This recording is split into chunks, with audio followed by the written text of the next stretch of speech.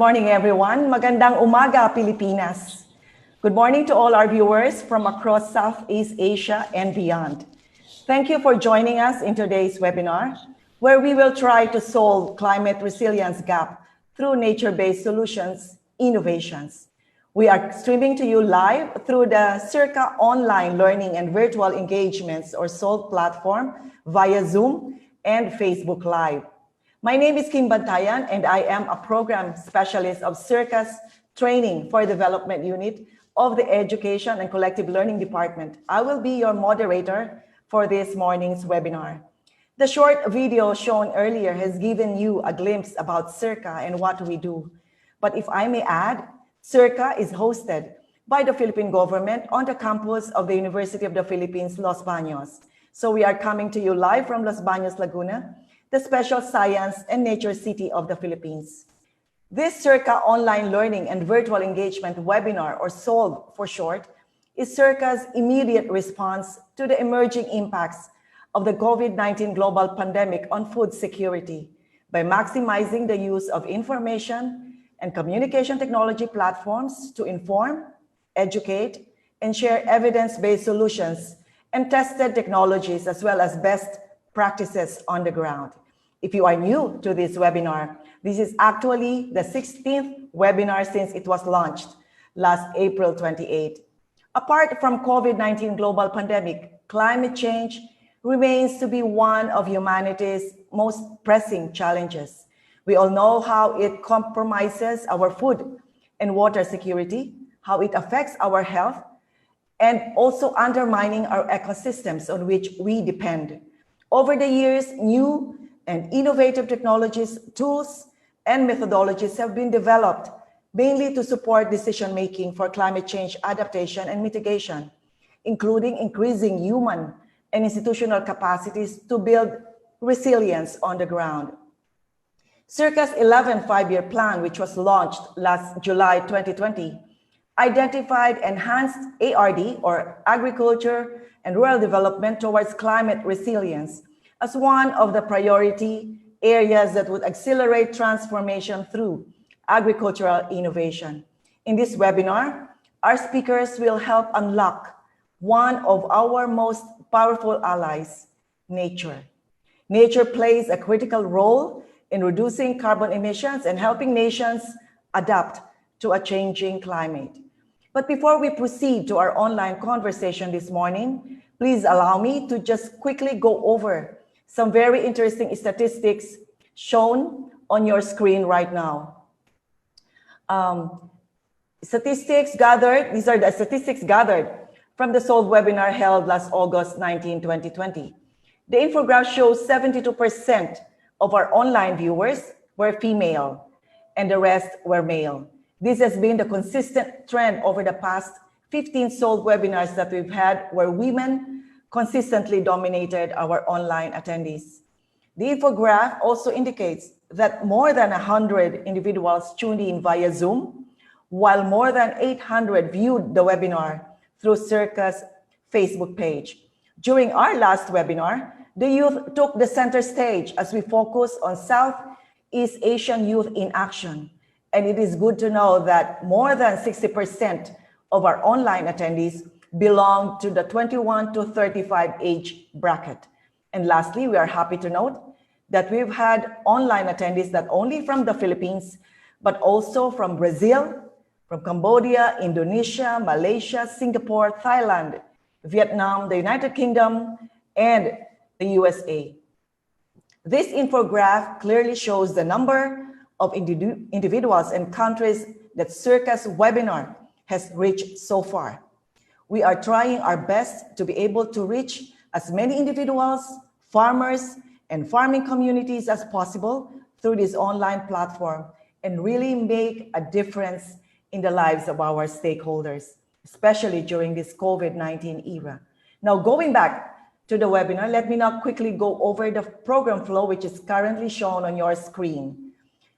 After my introduction and a few housekeeping rules, our first speaker, Attorney Allan V. Barcena, is the head of the Corporate Social Responsibility and Public Relations at the Energy Development Corporation, or EDC, will present to us the company's BINHI program, the first ever corporate-led forest restoration program, which aims to restore denuded forests, preserve and propagate threatened native tree species, and protect biodiversity to leave a legacy of a verdant Philippines for the next generation. Ms. Imelda Bacudo, an independent consultant, follows with our discussion on agriculture and the NDCs, or the Nationally Determined Contribution, the ASEAN experience. We will have the question and answer session after all the presentations. I know you are all excited to listen to our speakers, but let me first encourage you to send us your questions. So how do you do this?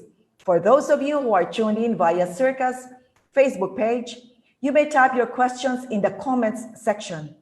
Kindly indicate your location now and/or country of origin. If you are tuned in via Zoom, please post your questions or comments in the Q&A box located at the bottom of or top of your screen, depending on the gadget you are using. Please also indicate your location and/or country of origin. We will collate the questions and our speakers will address them during the Q&A session of this webinar. Please note that this webinar will be recorded and will be made available on SEARCA's Facebook page and YouTube channel.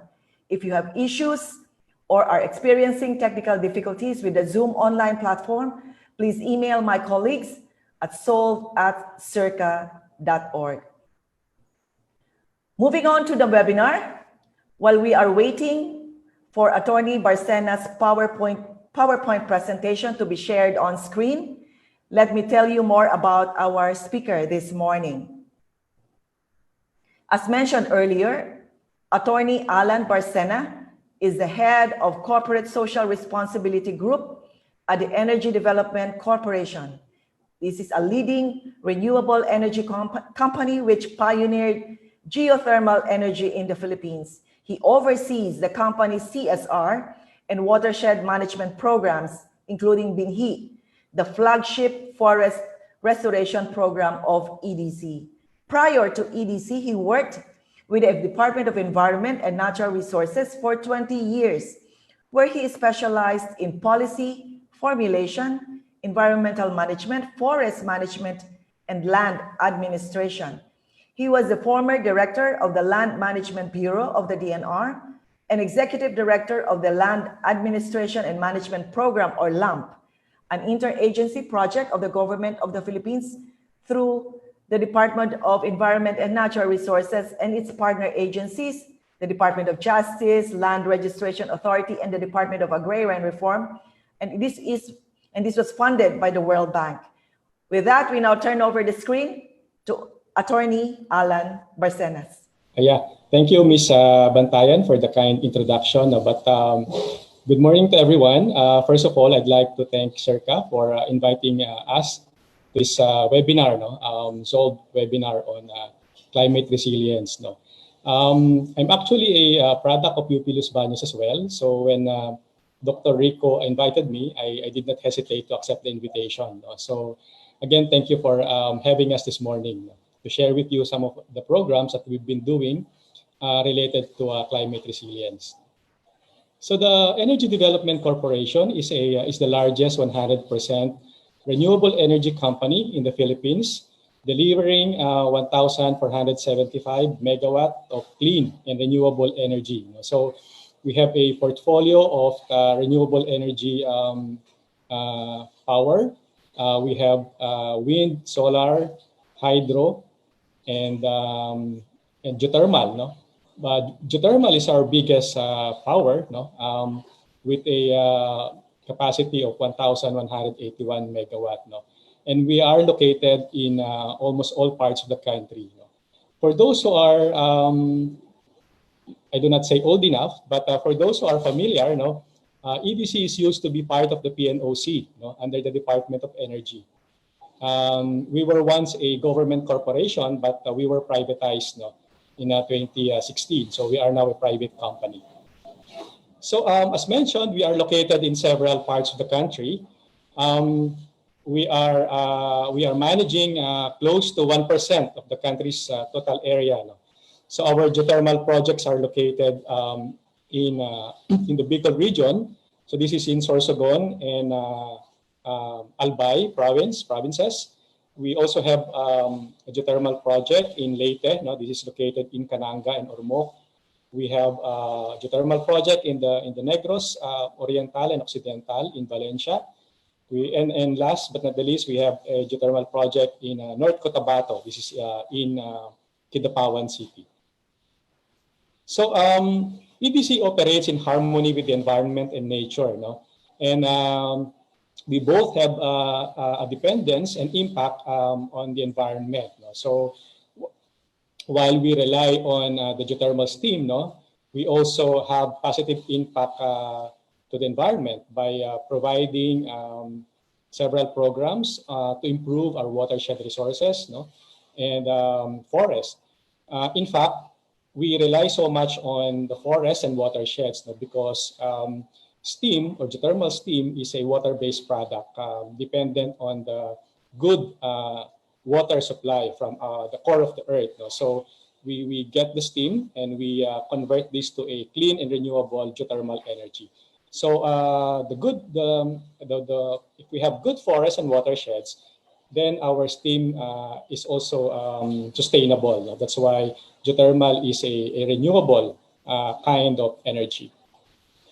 So our project sites are located in remote watershed areas, no, which makes our operations vulnerable to the impact of climate change and also to natural hazards. No? Again, geothermal is site-specific. No? Geothermal is located in areas where there are volcanic areas. No? So we are part of the Ring of Fire, and we are blessed with volcanoes. That's why we are also blessed with geothermal energy in the Philippines. No? This is why we are harnessing this renewable energy source of power. No? And we are one of the pioneering countries that use geothermal energy, no, as a source of power in the world. No? In fact, we used to be second in terms of geothermal production capacity, but now we are third. No, of course, US is the first, is the leading geothermal producer, followed by Indonesia and the Philippines. Now we are third because of the Energy Development Corporation. So I already mentioned this. We are vulnerable to the effects of climate change. No, be it strong typhoons. No. Drought, no, and even forest fires. So, in fact, you remember Yolanda, no, the strong Typhoon Yolanda. We were badly hit, particularly our geothermal project in Leyte. No? So we suffered a great devastation because of the Yolanda, and we learned a lot of lessons, no, with the strong typhoon. And one lesson is that it turned out that our native trees are more resilient, no.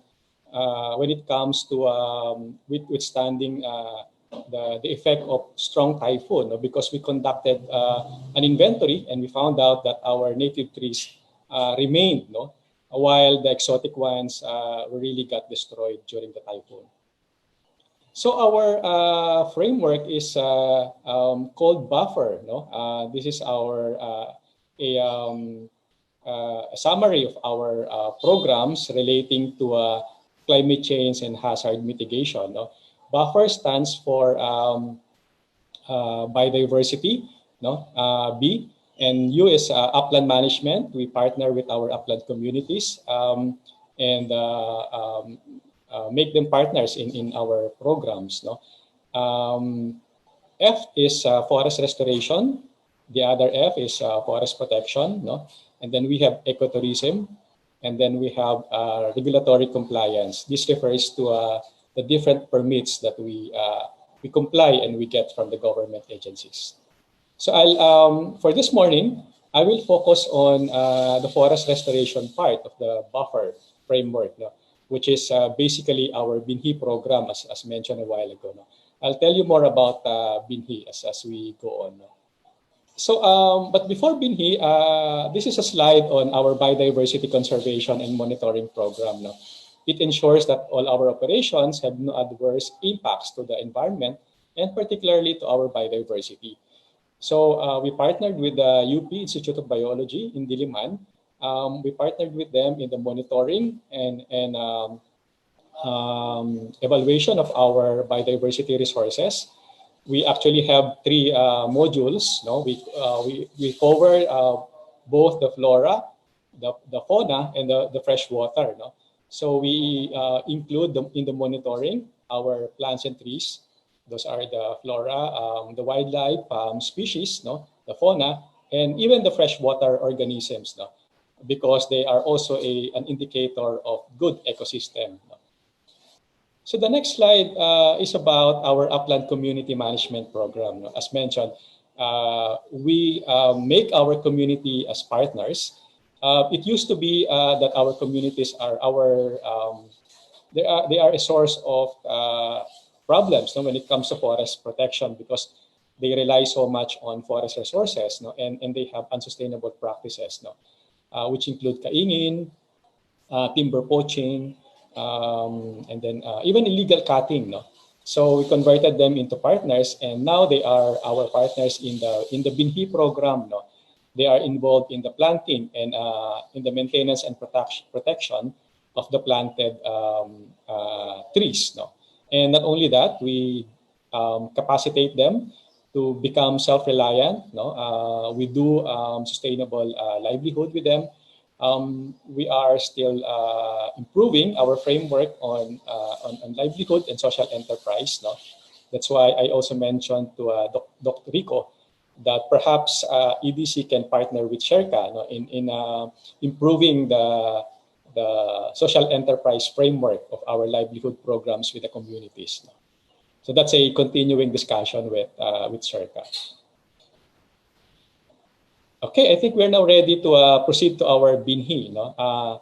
BINHI is our forest restoration program. No? It aims to reforest and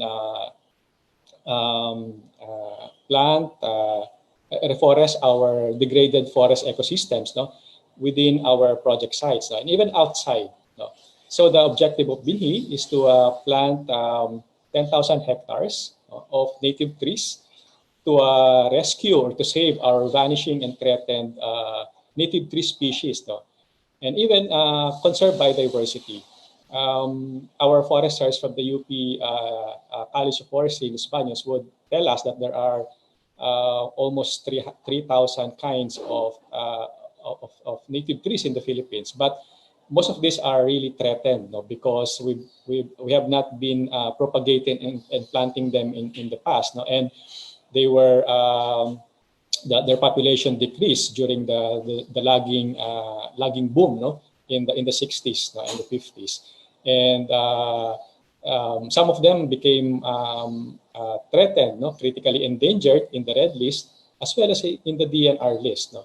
And BINHI is making an effort to contribute to their propagation and hopefully increase in the population in the wild. No?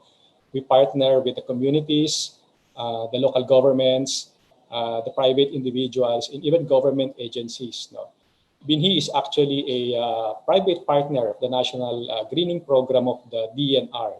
And we are in collaboration with DNR in this forest restoration program. We are also a partner of the ERDB, the Ecosystems Research Bureau in UP Los Baños, to develop protocols in propagating our native trees, because that's a challenge. No, it's hard to propagate our native trees because the fruiting season is really not that studied yet. No, it's hard to collect wildlings and seedlings from the wild. So to increase our planting materials, we are propagating them in our nurseries. No, later on I will mention some of the locations of our nurseries. No, our nurseries are state of the art. They are computerized through a mist irrigation system. No? So it mimics the natural conditions of the forest to propagate the seedlings in the nursery. So we focus our attention to the 96 species. No? These are the most threatened ones based on our study. No? And we are now focusing on the saving, protection, and propagation of these 96 native trees all throughout the country. And UP Los Baños is also a partner. We have an arboretum in the College of Forestry where we are planting and nurturing and maintaining some of the species, some of the 96 species. And we are happy that this partnership is taking root. And in fact, we are happy that more and more people are getting to be interested in planting native trees. Not just the scientists, not just the foresters, but the ordinary people through our advocacy and also information education campaign. So I think the next slide is about the outcomes of our BINHI program. We started our BINHI in 2018, but the planting started in 2018. It's been 10 years, and we are happy to report some of the outcomes of the BINHI program. Of course, the main outcome is the increase in the carbon sequestration to offset our emission. So far, with the 9,000 hectares that we have planted and maintained and protected, we are sequestering 200,000 plus of tons of carbon, translating to about 983,000 carbon dioxide equivalent. So this is more than the emission, the carbon that we emit through our geothermal operation. In fact, geothermal operation emits very little carbon compared to other sources. Of course, compared to coal, it's really way below the level of carbon emission. And we are happy that our carbon sink through our BINHI program and forest restoration programs are contributing to the carbon negative status of the company, meaning our carbon sequestration is higher than our carbon emission. So this is one of the good outcomes of our BINHI program, and it's also part of improving climate resilience. So the other outcomes are the improvement of biodiversity. An example of this is the increased sighting of bird species in our areas as compared to previous monitoring periods. So birds, as you know, are good indicators of the health of our biodiversity. Although some of them are migratory, it means that they have good habitat and the threat is very low. That's why this contributes to the increase in their population. So again, we're happy that one of the outcomes of our BINHI program is the improvement in the biodiversity resources in our geothermal project sites. I mentioned this already. Another outcome is the income streams from our BINHI projects. This sustains our communities, and the illegal forest practices of the communities are shifted to becoming to sustainable and environment-friendly livelihood enterprises. So, of course, the threat is not completely eliminated. We are still monitoring our forest resources, but we are happy that the communities inside our forest areas are now forest protectors. We deputize them, we train them, we provide support in coordination with the DNR, and also they help us plant and protect our BINHI seedlings and trees. So this is an example of a BINHI outcome.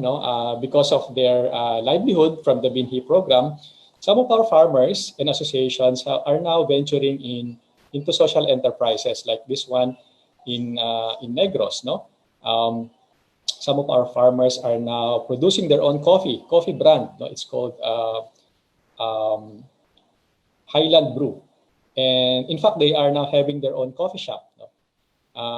So we hope that more social enterprises will be created and replicated in our project sites. Now, this is the only way that we contribute to the self-reliance of our communities.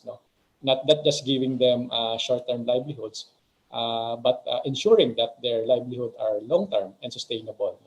This is not to say that short-term livelihoods are not good. They are good, like in this case of COVID pandemic, we've been implementing short-term livelihood support to our communities.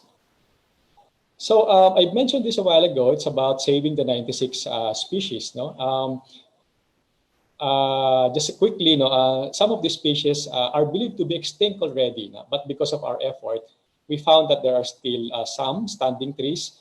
An example of this is the Calades narig, located in Zamboanga, Sibugay. It's been thought to be extinct, but because of our BINHI, we found that there are still remaining trees in Zamboanga, Sibugay. And we are now partnering with the local government unit of Zamboanga, Sibugay to declare some Calades narig as a locally protected tree.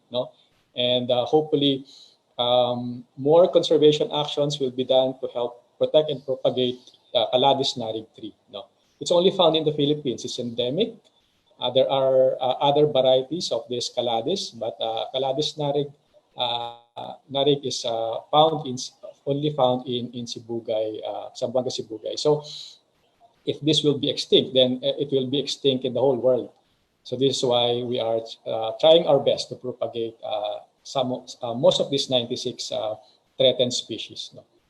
So next slide. So this is a quick program components of our rescue. It starts from the propagation to species rescue, and then it also involves advocacy, and then establishment of future mother trees, through what we call in situ and ex situ propagation programs through our partners.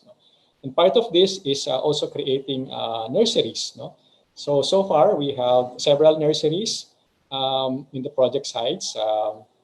Mist irrigation, computerized nurseries. In Luzon, in Metro Manila, we have our nursery in Antipolo. So you're invited, but because of COVID, we are restricting visitors, but we allow visitors. So if you want to see our nurseries in Antipolo, you are welcome. And see the seedlings that we are propagating there, and also the system that we are using. So this is in Antipolo along Sumulong Highway. Madali siyang makita if you happen to pass by along Sumulong Highway. You can see it in the right side corner, in front of the Colegio San Benildo Rizal. So we have a staff there taking care of our nursery. So because of our effort to search and to propagate, to count, to inventory the population of this 96 species, the IUCN, through the red list, has already updated 39 species. When we say updated, it's either they upgraded it or downgraded it. Upgraded meaning the conservation status becomes higher, and downgraded means the conservation status becomes lower, because of population count. So for example, most of the species that we submitted to the IUCN have been downgraded, meaning we found several population in the wild and we updated the record. So therefore, IUCN updated the record as well. So for example, from critically endangered, some species were downgraded to endangered, and we contribute to this improvement in the record and in database of our native trees. We also submit the report to our DNR. So DNR is also updating the local red list of our native tree species. So another outcome is the production of publication, particularly forest restoration materials. These are some of the manuals that we produce. And soon we will upload them in our BINHI website, the electronic copies of these publications, and it will become accessible to the public. So we publish a 4-module forest restoration manuals, and even a simplified pocket guide for our foresters and even for our community partners. Private individuals can also use this as reference if they are engaged in forest restoration activities in their own land. So this is another BINHI outcome. I think I'm down to my last slides. Okay, this slide just shows our public engagement, no? So you can visit our social media platforms. We have Instagram, we have Facebook, and of course, we also have website, no? Please share, like our post. We are updating them regularly through our events, through our activities. But during the COVID pandemic, most of these activities are online, no? So we've been doing a series of webinars and virtual tours. Now we have a virtual tour of our nursery if you want to check it out. And hopefully we hope to see you there in our social media platforms and partner with you in tree growing and forest restoration. And this is our website, BINHI website. It shows some of the latest facts and figures, no, regarding the BINHI program. So it also shows our different partners nationwide. So I think that's the end of my presentation. I'll be happy to answer some of your questions later during the Q&A. Thank you for your attention and thank you for listening. Thank you very much, Attorney Barcena,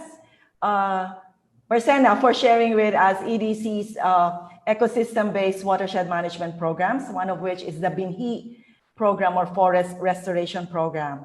Attorney Barcena has presented to us that in this BINHI program, they have partnered with the DNR and the ERDB, the Ecosystems Research and Development Bureau, and the University of the Philippines, Los Baños. The BINHI program is really a win-win solution because of the increased carbon sequestration to offset carbon emissions. That's Attorney Barcena has reported that as one of the outcomes of the project. Being in a renewable energy business, improvement of biodiversity, and it also sustained communities by providing livelihood opportunities. And these communities have also become forest protectors.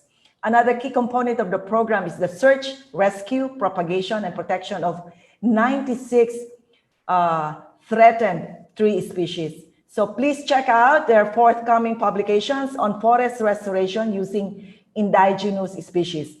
Please check out their website, the EDC website. Moving on to our next speaker.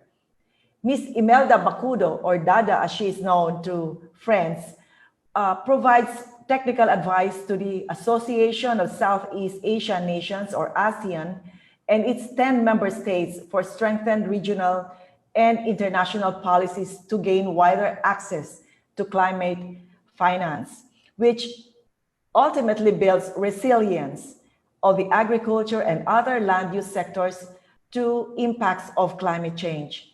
She has been instrumental in guiding the ASEAN Climate Resilience Network, a platform for knowledge exchange and support to push the agriculture sector into engagement with the UNFCCC, or the United Nations Framework Convention on Climate Change.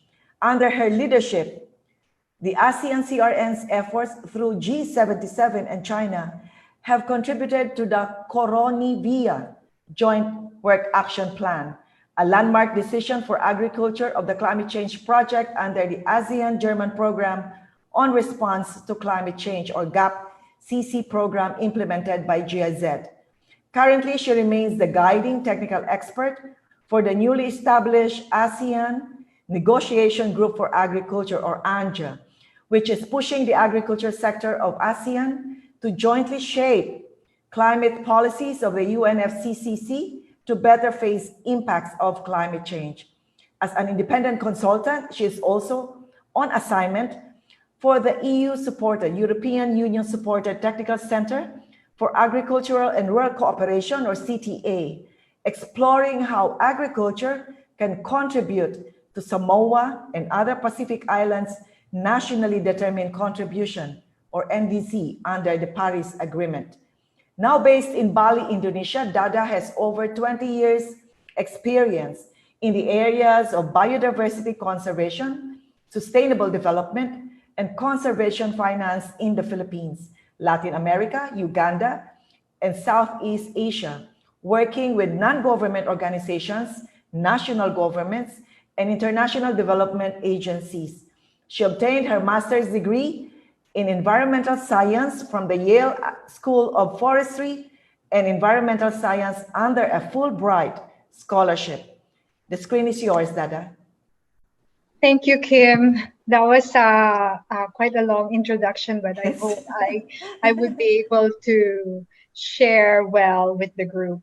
Hello to everyone. Thank you so much to SEARCA for allowing me the pleasure of sharing with you experiences within the region on how we are promoting resiliency within the 10 member states of ASEAN. So I'd like to proceed. I'd like to, if everyone agrees, I'd like to take everyone to give perspectives on what we are doing as as a united region facing the same impacts presented by climate change. So even though, yeah, I won't introduce myself because that was quite a long introduction already. So as we all know, Southeast Asia is really one of the vulnerable regions to climate change. We have long coastlines, and along these coastlines are high concentration of population that really rely economically on these coastal areas. And we also have heavy reliance on agriculture, fisheries, forestry, and other natural resources. You can see on the screen the 10 member states of ASEAN. I'm sure you are well aware of them, just a reminder. And so climate change continues to threaten our economic activities, our food security, and our natural resources. And so the ASEAN member states or ASEAN is looking together at the joint responses to the common challenges posed by climate change. And how does ASEAN do this? We have ASEAN is very well aware of the challenges being faced. And so they have created a vision and strategic plan, which you see on your left screen, vision and strategic plan for ASEAN cooperation in food, agriculture, and forestry, in which several strategic thrusts are really working towards resiliency of the region. Strategic thrust 4 is on building resiliency of agriculture sector. And by agriculture, I take the UN FAO, Food Agriculture Organization's definition of agriculture, which covers fisheries and forestry as well. And so there's also a specific thrust dedicated to sustainable forest management, which might be related to our previous speakers sharing. Apart from that, there is also a general economic vision or a blueprint until 2025. So we are actually at the midterm of these plans, and we are undergoing monitoring and assessment if we are really on track for the resiliency that we are thinking of when we set out to make these plans with all 10 countries. So the economic blueprint is also until 2025, which shows that both in the vision and strategic plan and the economic blueprint, we could see that we have identified a range of adaptation measures being measures that build resilience, both national and regional, to increase the resilience of the region's agriculture sector. Now, I would also like to stress that the countries belonging to ASEAN also all identified in their what we call INDCs, or Intended Nationally Determined Contribution. In the past, it's called Intended Nationally Determined Contribution. And it's contribution to what? It's contribution to the Paris Agreement target that we lower our temperature to 1.5 degrees, because anything higher than what we are experiencing now is predicted by unanimous decision of scientists that our biodiversity, for example, will collapse. So these practices are identified in the nationally determined contribution to contribute to the lowering of the global temperature. For me, this is a very exciting topic. So these policy measures are not enforced. It is being given as guidance to the countries from ASEAN. Now, before we got engaged with the term nature-based solutions, sometime in 2014, there was a term called climate smart agriculture, which you can see has productivity, adaptation, mitigation, or three pillars that it contributes to, but mainly utilizing a lot of nature-based solutions. And this we call climate smart agriculture. So ASEAN has begun to adopt or prescribe these practices to show the synergies and co-benefits between mitigation, adaptation, and food security or increased livelihood, and begin to prescribe such measures. However, we do know that these measures are already existing even before climate smart agriculture as a term was coined in 2014 by FAO, and even before, let's say, nature-based solutions are being utilized. These are simply the practices that SEARCA, for example, is very familiar with in promoting. For example, what we found as practices in the region are the use of varieties or stress-tolerant varieties in crops like rice, maize, or cassava, tolerant to salinity, pests, and diseases. We're also promoting improved crop management measures, use of technological advances and science-based knowledge, but looking at nature-based solutions, crop diversification, including crops or commodities, and other innovations such as agri-insurance and cropping calendar. I believe you're looking at a picture that's promoting rice shrimp farming in the Mekong River. In ASEAN, how do we promote these resilient practices? Sometime in 2014, a formal working group within ASEAN on agriculture research, which includes Philippines and all the other countries, have formed a network. And it's a network that is a platform to exchange information at the beginning on climate smart agriculture, but now we're looking at a landscape approach on climate friendly land use. So the work areas are national level implementation of regional agreements, knowledge management, capacity building, mobilizing resources, regional policies and engagement, and then research and innovation. So just a brief history, but just to, normally I skip this part, but because this is really showing the relationship of this group with SEARCA from the very beginning. This network, which promotes resilient practices in the region, was coming from an initiative that Thailand suggested to the 10 countries of Southeast Asia.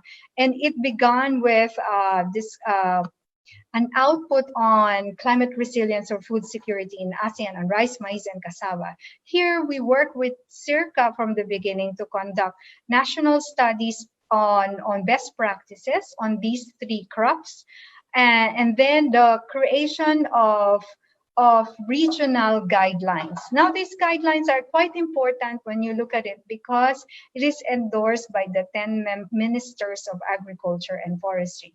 And why are guidelines important?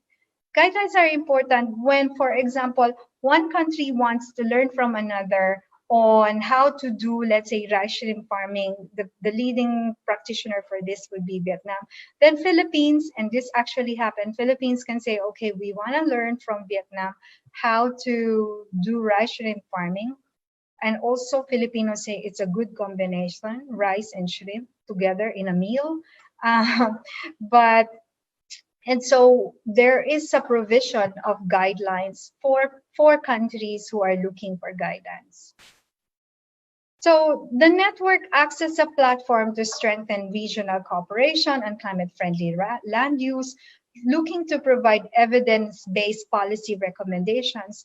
Remember that what we have in ASEAN are the policymakers, but the policymakers need to be guided by the scientific community. And this network facilitates the discussion between the science community and the policymakers. Of course, we keep on identifying best practices in the region, but without resources, without financial support, the scaling up of these best practices won't happen. So this network also looks at mobilizing resources. The continuous involvement of all stakeholders, being inclusive, is also very important. And we need everyone here, the academic, the research community, development agencies, private sector. They are all welcome into this network. And support is always looked for national level projects, because being a regional group, it is very important that we have a national level implementation to also showcase the effectivity of the prescriptions that we are showing. And so the network continues to work with so many other international organizations. It's a member of the Global Alliance for Climate Smart Agriculture, the APEC Climate Center, Climate Services for Resilience Development, and so many other groups. It's mainly at the moment supported by GIZ and FAO, and a member of the Global Alliance for Climate Smart Agriculture. Here are pictures. Pictures always speak better than words. You've got actually Director Alice from Department of Agriculture visiting Indonesia to learn about Indonesian practices with the Indonesia Agency for Research and Development. We've got a forum here on agriculture insurance in Vietnam. Here is an exchange between Laos and Thailand on maize that is resilient variety. So they just cross the border. So the network promotes regional collaboration as well. A lot of knowledge exchange and capacity building. It's bringing focal points into international fora to be able to speak about the needs of the group of the region in order to gain more support. Here are a lot of policy contributions. Later on, I will mention the website that shows, let's say, a 10-phase guide in developing a national crop insurance program. So if a country wants to develop an insurance program, there is a guidance that we also develop. There's also two Cambodian ladies at the bottom of the screen that you will see. Here they are learning about the stress-tolerant rice variety in Cambodia near the famous Angkor Wat temple. And so there are many accomplishments. I think I have mentioned this already, the big book on the promotion of climate resilience for food security in ASEAN. But one of the most stellar achievement, I think, is the formation of the ASEAN Negotiation Group for Agriculture, in which we decided that it's not just the change can really happen inevitably from higher up, coming from multilateral environmental agreements. We can do as many piloting as we want on best practices, resilient practices in the region, but we need to change a lot of the policies that govern us, starting on climate change, starting from the UN level, which is the UNFCCC. But the negotiations of these things do not happen, are not done by agriculture themselves. Let me just show you some of the institutional challenges in promoting nature-based solutions such as climate smart agriculture. Let's say there's the lack of effective approaches for the transfer of technology and knowledge. There's plenty of agricultural extension programs, but I suppose that it is not very much coordinated amongst one another. Limited field demonstrations and piloting of best practices in selected areas. It's still a challenge within institutions to share and disseminate information and transfer of technology. Implementation of effective regional networking and collaboration. And I'm very glad that SEARCA is one of the leading network and research institution that really allows us to talk to one another. Also, it's a challenge regarding the availability of effective, efficient, accessible, and affordable climate risk management measures, such as agri-insurance. And I think this is going to be a very exciting field in the field of resilience building. Risk mitigation measures like agriculture insurance, I think we should start working on this. And then, of course, it's really a challenge on the lack of a sustainable finance mechanism. Where is the kaching, the dollar sign, that will support the scaling up of the nature-based solutions that are clearly identified, but we need to scale them up. So, for example, one of our project right now proposal is to access the Green Climate Fund by 8 qualified countries of Southeast Asia and look at building agriculture investment portfolios in order to unlock climate finance available for such scaling up of these nature-based solutions identified. Another thing apart from unlocking is really climate negotiation strategy at the international policy level. And as I said, most of the negotiators are really coming from ministries of environment or climate change commission, but agriculture by itself as a sector needs to really understand how to shape policies and negotiate into shaping these policies that will have larger impact and support nature-based solutions in their work. And so we have done this through a years of training on how to speak, how to negotiate at the UN level. And we have brought ministries of agriculture, the right representatives, to speak about the sector in order to build resilience of the region. So how ANGA works, or how the ASEAN Negotiating Group for Agriculture work, is that it engages with UNFCCC processes. And to do this, we actually have to understand UNFCCC, or United Nations Framework Convention on Climate Change processes, and see what are our entryways and how to engage. We found that submitting views or common views for 10 countries to a lot of the workshops and call for views is the effective way. But if we went through blood, sweat, and tears in order to have joint positions, arriving at common views for 10 countries as diverse as Singapore, Brunei, Laos, Cambodia, is it itself a story in itself. We can write a whole epic novel about the whole thing. So we produce these positions to submit to UNFCCC and shape their policies from that level, containing views on resilient practices, nature-based solutions, that what ASEAN needs. And luckily, sometime in 2018, UNFCCC finally gave attention to agriculture and land use as a sector very much affected by impacts of climate change by launching what they call a landmark decision called Coronivia Joint Work on Agriculture. And with the Coronivia Joint Work on Agriculture, the negotiating group on agriculture found a venue, an opportunity to shape this policy that will have impact on the land use sector and build further resilience. So here are sample positions. If you want to understand, so what are these common positions? What does my country want to say? You can access these positions in the website of the UNFCCC. It contains positions on identification and assessment of agriculture practices to enhance productivity in a sustainable manner, enhance food security and resilience.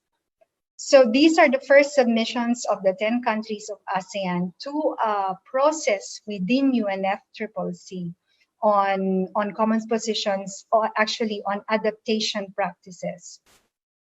So the Coronivia Joint Work on Agriculture also came about, and we also submitted several joint positions that are approved by all 10 countries to be the views that they want, to be the direction that they want to see, and the practices that they want to see get such support from UN agencies. And so I also invite you to have a look at these positions if we want to understand, okay, what are exactly is ASEAN promoting within the region as resilient practices. And so this is also available at the UNFCCC portal. So I think this is all my sharing for now. We have done so many knowledge exchange events on selected themes and topics that we feel builds resilience of the land use of agriculture, forestry in the landscape approach.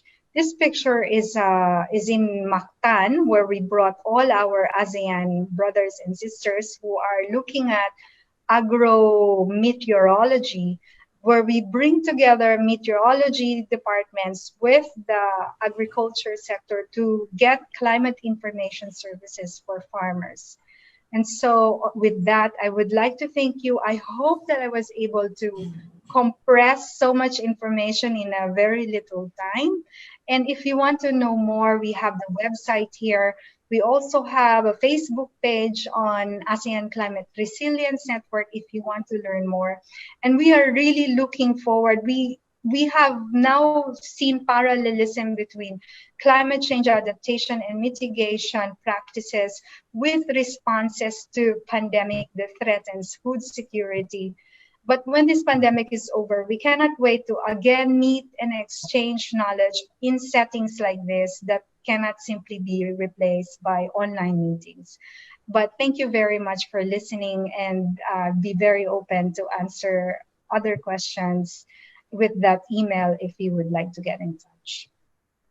Thank you so much, Dada. Thank you for enhancing our understanding of nationally determined contributions, okay? And also the work of ASEAN Climate Resilience Network, serving as a platform to strengthen regional cooperation, promote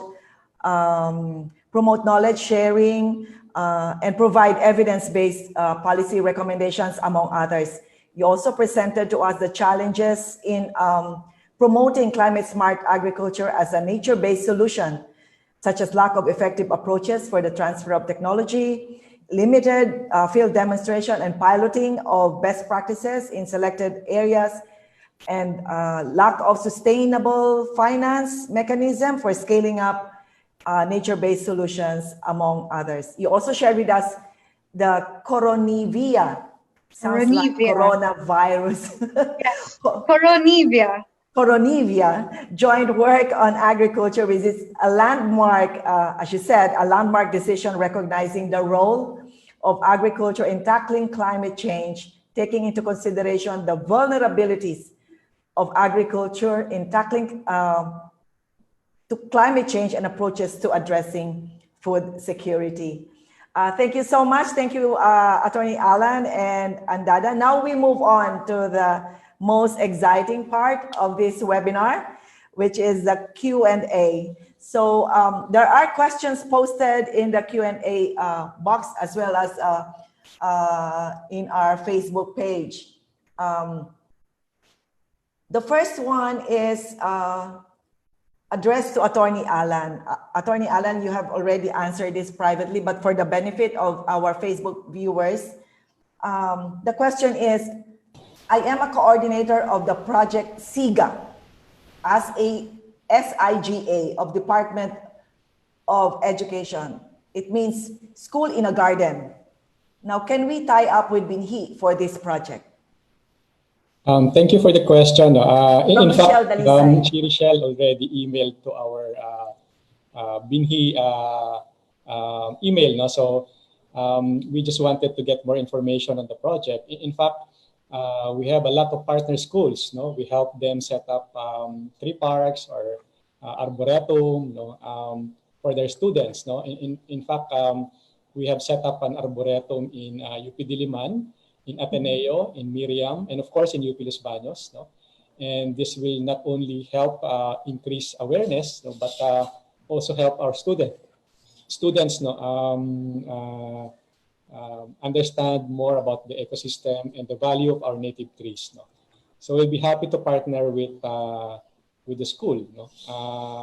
We just need to discuss the details. Thank you, Attorney Allan.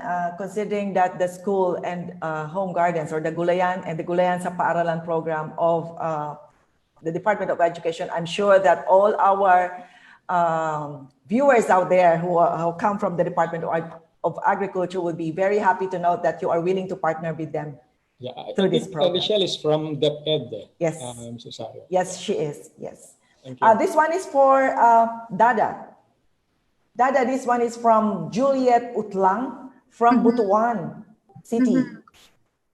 Many programs and accomplishments on farming was presented a while ago, but in the Philippines, many rice fields are observed converted to low-cost housing projects because rice plantation came out of because of low production.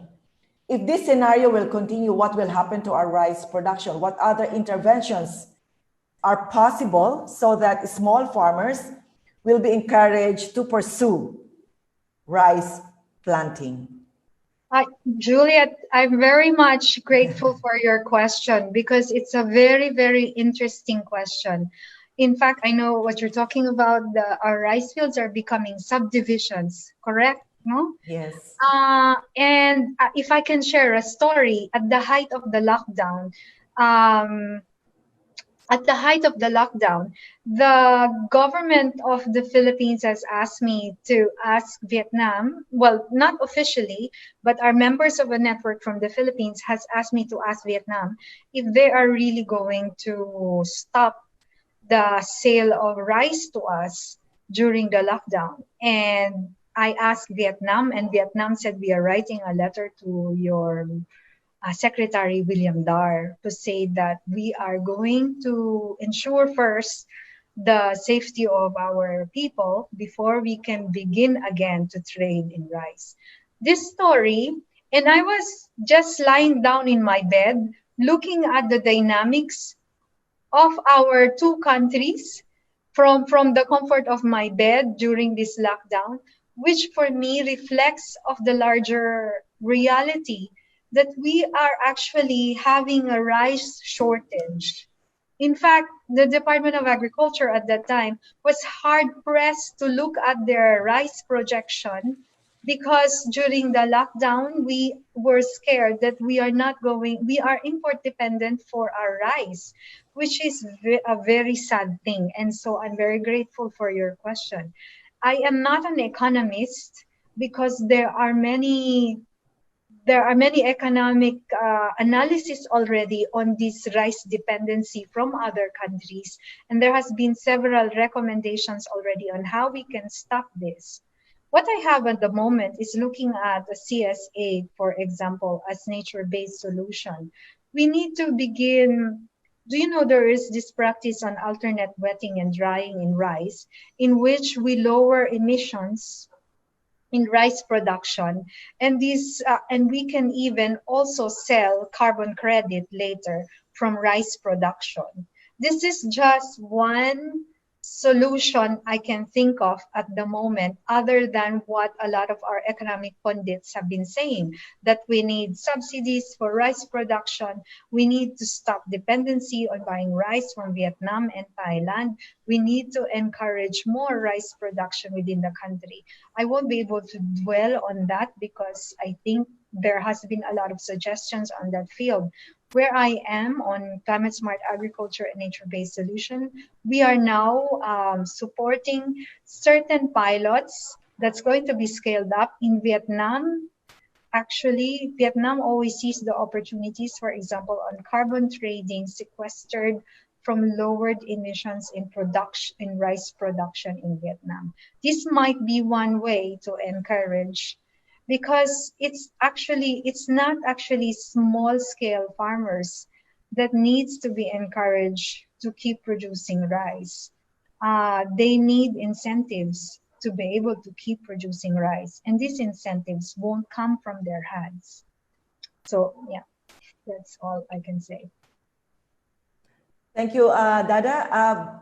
This next question is addressed again to Attorney Barcena.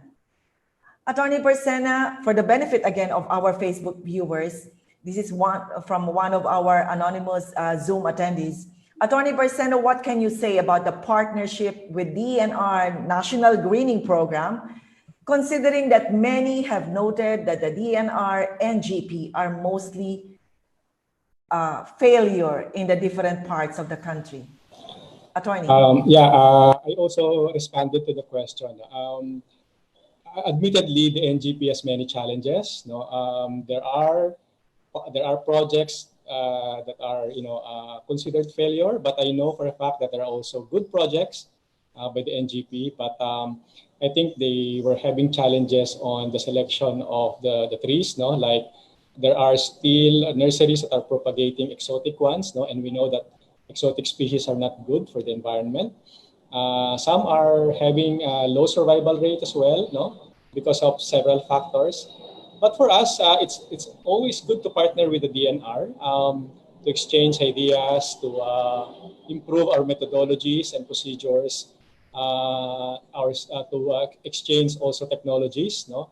So this is why we've been partnering with the Ecosystems Research Bureau as well, in terms of improving our technologies in propagating the native trees, with the Biodiversity Management Bureau, BINHI, no, in conservation projects.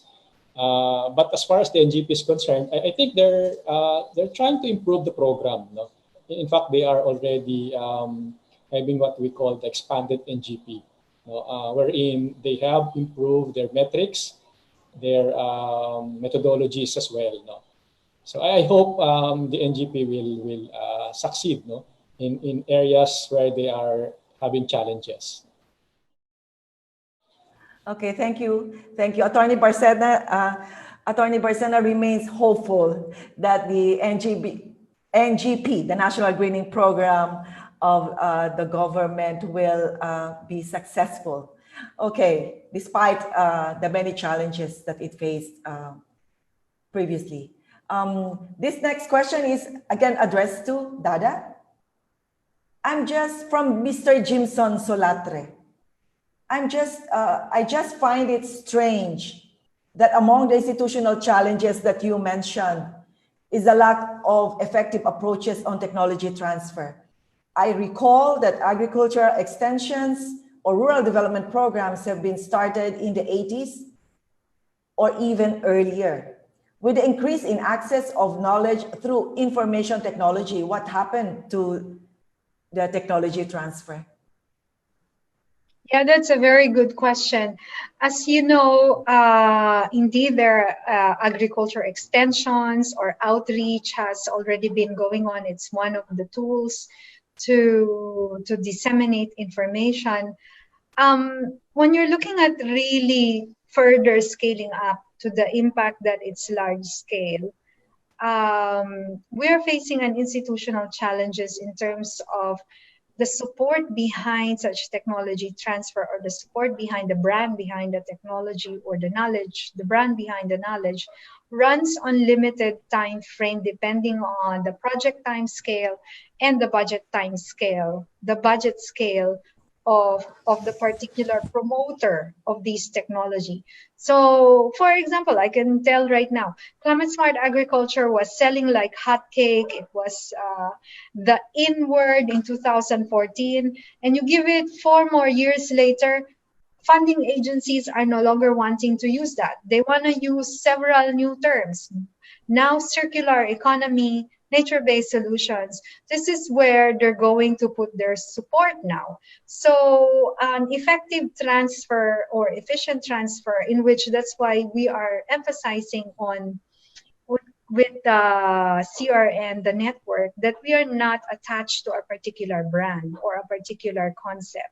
We wanted to be accepting of all concepts that's going to be introduced, understanding that budgetary and technical support is attached to this particular time frame.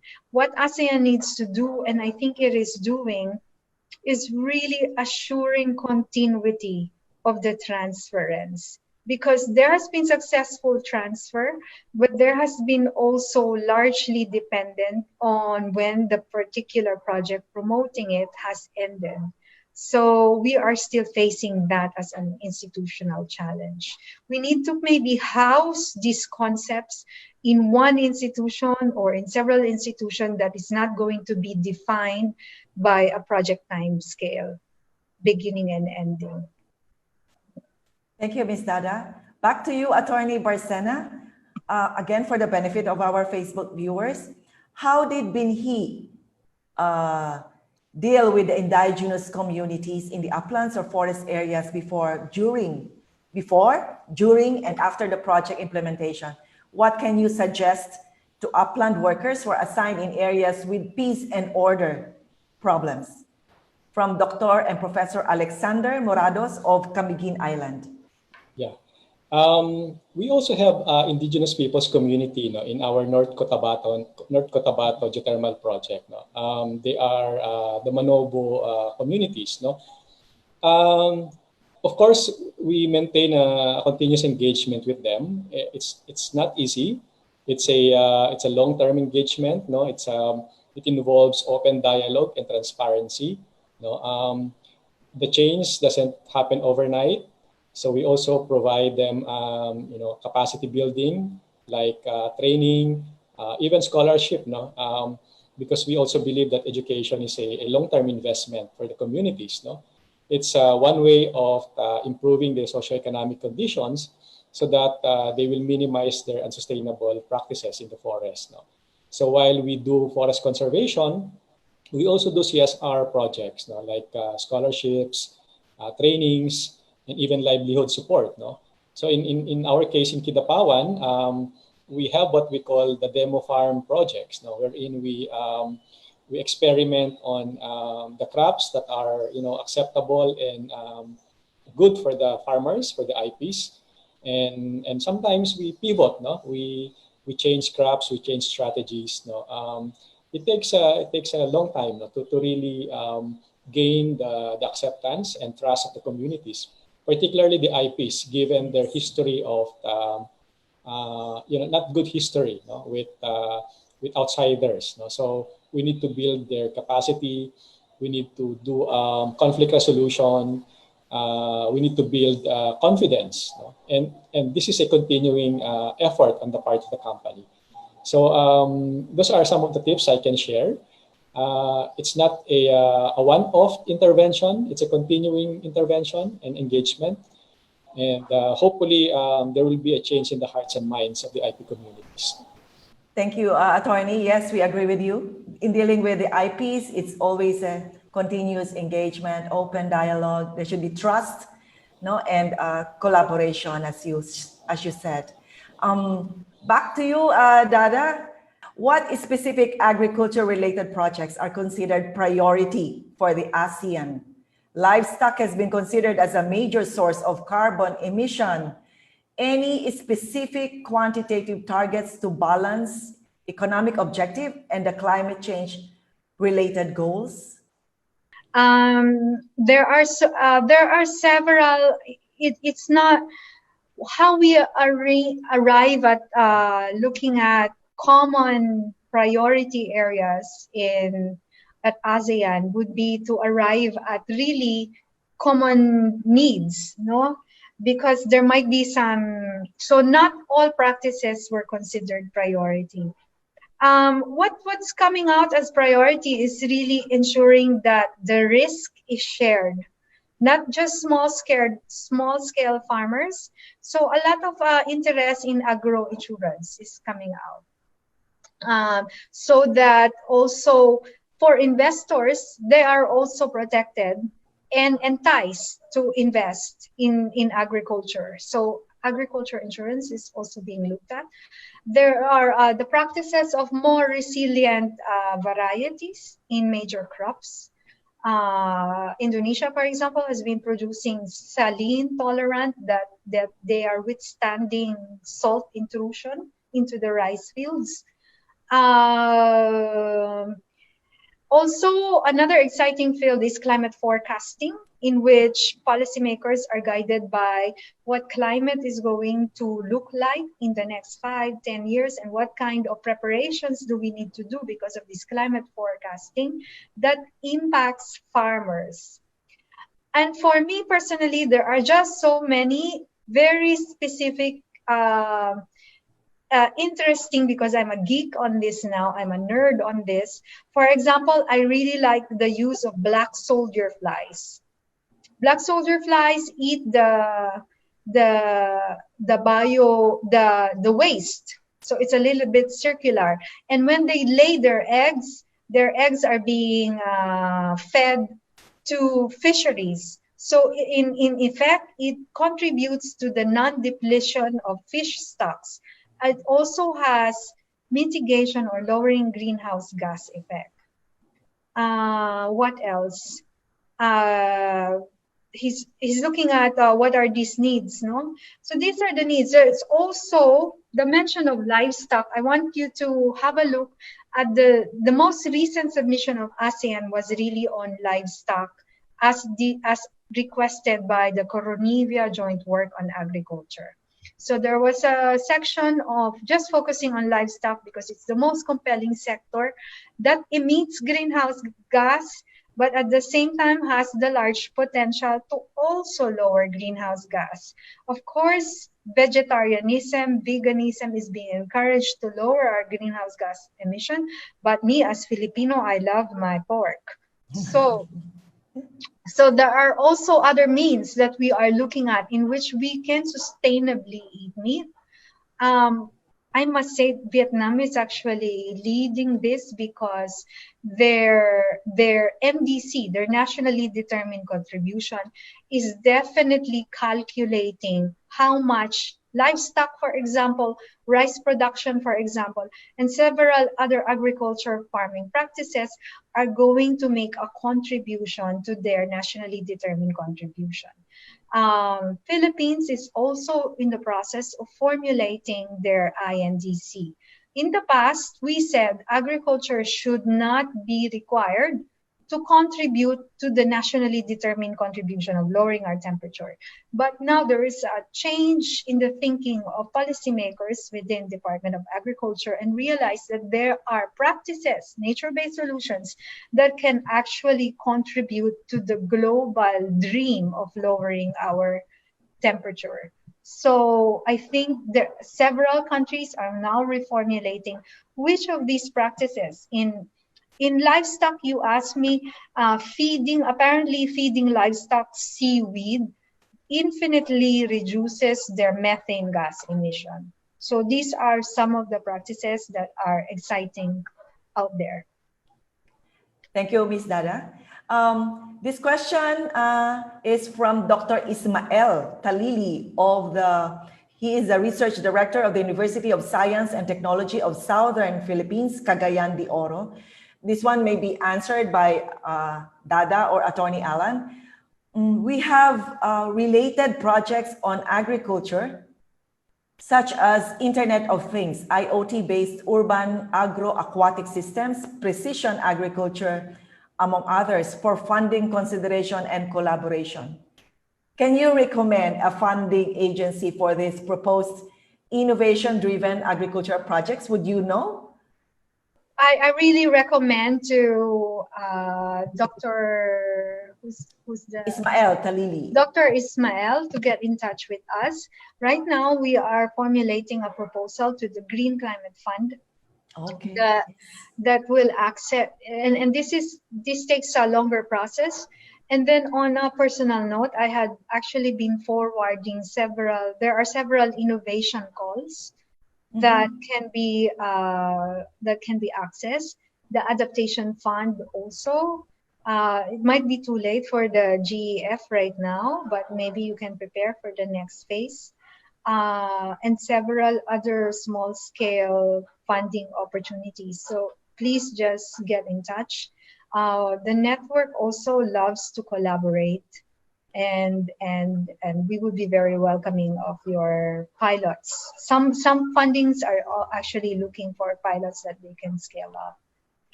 Thank you for that info. Dada, how about Attorney Allan? Would EDC be willing to fund such projects mentioned by Dr. Ismael?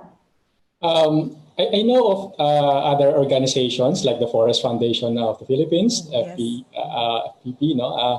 they provide grants for forest-related projects.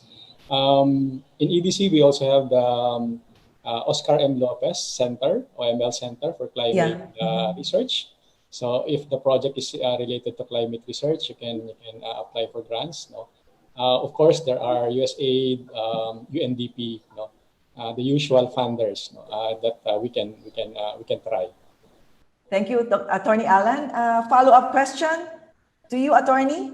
Do you see EDC continuing the BINHI program in the years to come? Also, what are the motivations of EDC, a private company, in investing on environment programs and nature-based solutions?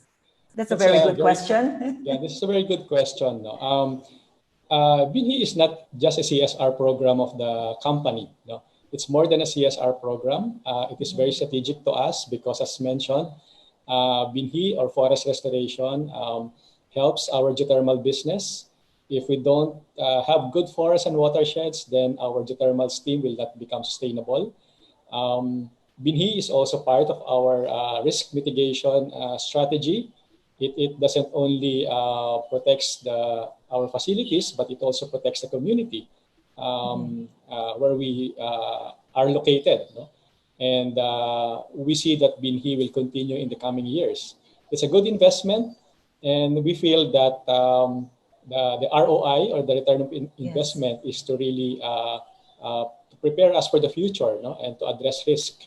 And also in terms of saving the threatened trees, as our company said, no? The ROI is the future. No? We are not doing this for the present generation, but we are also doing this for the future generations.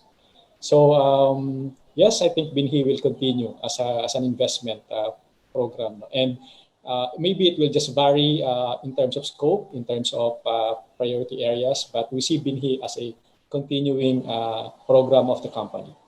Thank you, Attorney Allan. That's good to know that BINHI will continue its programs in the years to come. Thank you so much for that assurance. Back to you, Dada. How can local government units integrate climate smart agriculture into local planning? How about at the national level?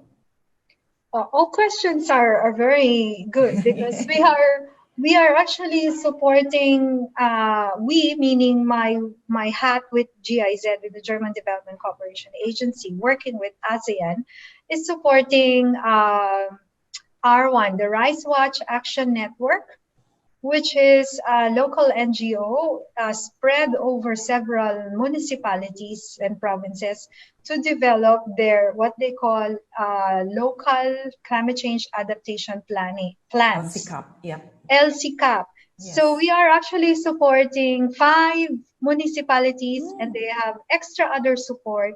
And here I am actually about to also encourage additional funding for documenting how local planning is being undertaken. For example, how inclusive is it? How participatory is it? And looking at all the data available for the local government, and what are the gaps that needs to be filled in. So yes, there is local planning because at ASEAN, there's no such thing as regional rules. All of the regional guidelines actually come from the local municipalities who are experienced in implementing this. Although they're experienced in implementing, but there is a lack of reformulating it in a way that incorporates a lot of existing scientific data on climate change mitigation and adaptation. So there's an ongoing project right now on enhancing the LCCAP, local climate change adaptation plans, with the LGUs. Especially, I chose a lot of coastal areas, thinking that I could swim near Boracay, but I cannot fly. So yes, we are undertaking it. And I encourage you to also tune in again into the website and see how we are developing. I really hope that we would come up with a film, a documentary to show local planning for climate change planning at the local level. It's visual, it's always more effective. Yes. Thank you, Dada. Back to Attorney. I am glad that EDC as a private corporation is doing its share in conserving the environment. Overall, where are we in the CSR programming in comparison to other countries? So how do you foresee CSR to be in the coming years? Are CSRs enough? There's so many questions, attorney. What is the business case for private companies to engage in nature-based solutions? Is there a business case to pursue a cleaner energy future? Were you able to get that, attorney? Yeah, I think, I'll try to answer now. There are several questions there, but related. No? Yeah. It's also related to the answer that I mentioned a while ago. Our motivation to do nature-based solutions is really strategic to the company, because it is strategic to the business. No? It helps us sustain geothermal operation. It helps us, sustain our communities. It helps us as a catalyst to a wider effort in the private sector. No? And in fact, we are happy that even our customers, are now involved in the BINHI program. No? Before, we are just limiting this to our communities, local governments, but because some of our customers, electricity customers, are also becoming more environment friendly, they are now participating in our BINHI program. No? So they are adopting tree parks, arboretum, they are involved in advocacy, and then we are happy that we are expanding this work, no, on the BINHI program. No? And in terms of the business case, of course, it's CSR continues to remain as a cost. No? We are a cost center of the company, but more and more, we are making sure that our CSR programs are sustainable, and we leverage external support. No? It used to be that all our CSR programs are funded by the company. Not anymore. No? We've been able to get partnerships and even external funds. So even if we are a private company, we are happy that there are other private companies that partner with us with similar advocacies, and they contribute, no, in sustaining the CSR programs. No? CSR in the Philippines continue to be voluntary. No? There's no law that mandates CSR programs. No? There are bills, I know, there are pending bills that make a CSR mandatory, but I think hindi siya parang the nature of CSR is really it's really voluntary, and it's up to the company to do CSR programs based on their priorities, based on their values, and based on their capacity, to implement CSR programs. So iba-iba yung capacity ng private companies, and iba-iba din yung focus and strategy nila. Yeah. So for us, having an environmental program through the BINHI program is very strategic to the business. The other strategic program that we have is education, because we believe in providing education as a long-term solution to poverty. So it's education and environment. Yeah, that's a good combination, attorney. Education and environment, and we thank EDC for taking on that those two programs. There's another question here, attorney. Are all LGUs, local government units, challenged to establish nurseries of native tree species so that the program on reforestation becomes sustained and not fizzle out when funds are used? Yes, that's correct. One way to sustain our reforestation effort is to build more nurseries. No? We've been advocating for the setting up of more nurseries so that the tree planting efforts are sustainable, no? And replicated. In our project sites, madalas kaming nagbibigay ng mga seedlings. No? But if there are long-term plans to do forest restoration, then we help them create their own nurseries. No? So we've assisted several LGUs in setting up their nurseries. But unfortunately, the challenge is the lack of area and lack of technical expertise, no? In the part of the LGU. So there are LGUs who want to set up their own nurseries, but sometimes they lack the space and they lack the technical know-how and skills. No? So in terms of the technical knowledge, we are able to help, but in terms of the land, we also have limitation. So this is why we also encourage the LGUs to partner with private individuals who have available lands for the nurseries and for planting areas. Okay, thank So you. depende Thank you. sa LGU. Sometimes there are LGUs who are more active, there are LGUs who are less active Yes. in forest restoration. Yes, there are. Okay, thank you, attorney. This one is to Miss Dada. Dada? Yes. According to the World Bank, this one is from another anonymous attendee. According to the World Bank, climate change could push more than 100 million people back into poverty over the next 10 to 15 years, primarily through its impact on agriculture. How can we help farmers plan for climate shocks in the long term? Oh my gosh, such a This one is a difficult question. well, we have to approach it.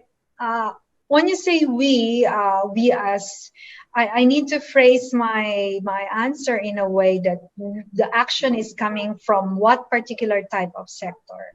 We as a private citizen, we as a private sector, we as academician, we as NGOs, we as business people. There are all sorts of action, climate action that we can do.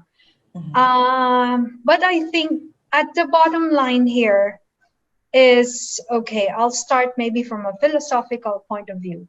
No matter whether we are business people, we are academic, we are scientists, or we are development agencies, the bottom line here is that we should be able to communicate well. We should be able to communicate climate change well. As you know, like Kim, the world is getting polarized now. No, there's just we are getting divided. The anti-climate change, the climate change denier has been getting a lot more funding. I won't dwell on where they're getting their funding. I'm thinking Russia, I'm thinking somewhere else, Mars, just to destabilize. And we are going to have to face this in our social media. We would have social friends, our own friends, who have read something from Facebook and will now begin to deny that climate change is real, only because they're reading this from social media. So I think we need to educate ourselves. It's very good. There is a mention of the World Bank study. It would also be good to understand the IPCC report, the Intergovernmental Panel on Climate Change, that's written by, I think, over 300 scientists by leading scientific organizations in the world. This is almost undisputable report on climate change. I think at the bottom line, this is how we can help. But there are ways of communicating that doesn't create conflict, no? Because, you know, it's like in politics. You don't want to be torn on both sides. There are now recommended tools, and I'm sure SEARCA also has how to talk about climate change that doesn't alienate your mother and your father and your sister and your boyfriend. So let's enhance those tools. But from, let's say, from policymakers' point of view, this is really what ASEAN is doing. We went to the source of the climate policies, which is all these multilateral environmental agreements. We need to actually, these are governing conventions that our countries signed, but we can further shape it so that at the end of the day, it's farmers who will benefit from it. So from the policymakers' side, there's that. The private sector should also see this as a business case. We are not going anywhere but climate change adaptation and mitigation. And I'm very glad to hear all of Attorney Allan's sharing. You know, it should also be established as a business case, not a charity. That there is actually, and that's why we're looking at imagine, it's not just imaginary markets. They're going to happen. Carbon markets. We're going to look at this financial blended finance that we hope will gonna take us into the future with climate change considerations. And lastly, we really also need to help the farmers, actually the farmers understand climate change more than us. They're the ones who are feeling the drought and the flooding and all that. What we need to do is really create dialogues that organize their knowledge in the way that the scientific community accepts this local knowledge, because our knowledge comes from them. Yes. And also I think we all need to be businessmen. What is going to create business from farming? When I look in Bali, the hotels are in the middle of the rice field. They did not destroy the rice field. They put a premium value on the rice field. The hotel who's benefiting from that should give some money to the farmers who are maintaining the rice field because of the good view for the high-paying tourists.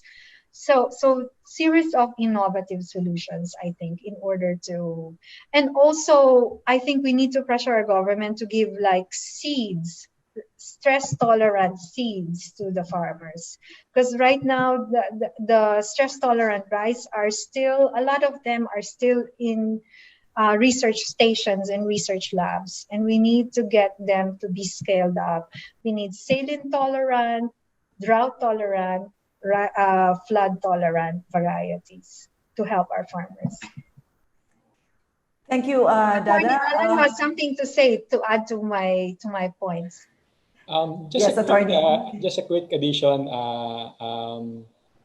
Ms. Dada. No, yeah, you mentioned about incentivizing the community. No, right now we are looking into the possibility of engaging into forest carbon market opportunities as well. No, because of our forests, because of our BINHI, we see that there's opportunity to help the community even further through forest carbon projects. But as you know, it will take a lot of time and process. No, it will involve measurement of the carbon stock and other verification. Yeah, verification and even baseline information setting. No? So it's still an idea, and we hope that in the future the government will also provide the right regulatory framework and support, no, for future forest carbon markets. One last question before we end this webinar to Attorney Allan. Will there also be nursery and seedling care trainings or related programs in public schools in the future? Will you be engaging in that? Yes, we are actually doing a lot of trainings. But now, because of the COVID, we've been doing online training. So okay, yes. if you need a training on setting up nurseries, caring for the seedlings, how to do tree planting properly, no, we'll be glad to provide you with an online training, no, technical training, and even technical assistance and advice. No. Just feel free to reach out to our BINHI website, and you can email us regarding your specific request. Yes, so we have a lot of foresters who will be willing to do the online training, all graduates of UP Los Baños College of Forestry. Okay, that question was from Chris Jem Quizan. Okay, Chris Jem, please get in touch with Attorney or through us, and we'll send you the email address of Attorney Allan Barcena if you're interested to receive online training on nursery and seedling care. Yes. Okay, so we still have a few more questions, but I am also mindful of the time that we have for this webinar. So rest assured that for those viewers whose questions were not answered, rest assured that we will be sending your comments and questions to our speakers, and hopefully they will be able to answer them as soon as possible. But before we close this Tim, webinar, can I just say something? Yep, I will be asking you for some closing or takeaway message. Okay. All right. Yes, Okay. go ahead, Ms. Dada. No, just there was a question from Mr. Ismail about circular economy. Yes. I just wanted to say on Friday we are going to be talking with the International Task Force on Bioeconomy, which is part of circular economy. Yes. I hope he can get in touch with us and join that. Yes. Okay, yeah, Dr. Ismael, SEARCA is also getting into that, going to that circular economy. So you will also get in touch with us. Okay, so Ms. Dada, for your takeaway message. For our takeaway message, I Yes. think, first of all, thank you really, SEARCA, for this invitation. And I think there's so much interest, which is very much encouraging. We all want resiliency in our region. We all want to utilize nature-based solutions because that's what we have. And I think I would just go back to the basic of what I said earlier. There's so many ways of approaching this from so many sides. Financing from the private sector, financing from UN agencies. Our academic training could also help. But at the bottom line is that we should really continue to hold dialogues and be able to communicate climate change well in a way that fosters understanding, cooperation, and collective action. And I think if you want to learn more about what we are doing in collective action, getting commonalities from 10 countries to move together, then I bring you back to our website, www.aseancrn.org, and our Facebook group, ASEAN Climate Resilience Network. There you will learn about collective action, and we hope you can see that we try to communicate well there. Yes. Thank you, Ms. Dada. Attorney, your turn. Yeah, again, thank you to SEARCA for inviting us, for making us part of your webinar series. No, as Ms. Dada said, no, it takes a whole village, or even the society, the whole society, and even the whole world to fight the effects of climate change. No, climate change is very real. We feel it now. No, only yesterday and today, it's really warming up. It's very warm, and it's part of the climate change. And it takes all our efforts, no, concerted effort and collaboration to really mitigate the impact of climate change. No, and the government cannot do it alone. The private sector, even the local government units, it takes a concerted effort, no, and collaboration to really make an impact and make a difference in the fight against climate change. So again, thank you, everyone. Thank you for all the feedback. Thank you for those who reach out. No, if there are questions or additional information or help needed, feel free to reach out to us. No, our social media platforms are there. You can also course through your request to SEARCA, and they can endorse it to us. No? So again, thank you, everyone. Maraming salamat. Thank you. Me and my dog says thank you. Okay. Once again, with SEARCA, led by our director, Dr. Glenn Gregorio, we would like to express our sincere gratitude to Attorney Allan Barcena and Ms. Dada Bacudo for taking the time to join us today. Thank you for your presentations, which significantly contributed to our understanding of nature-based solutions to address climate change.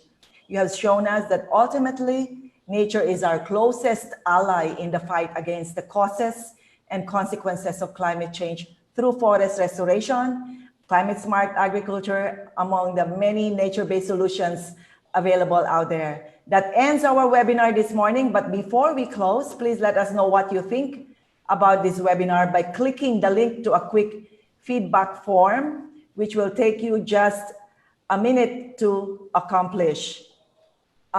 Your feedback is important to us to help us improve the webinar.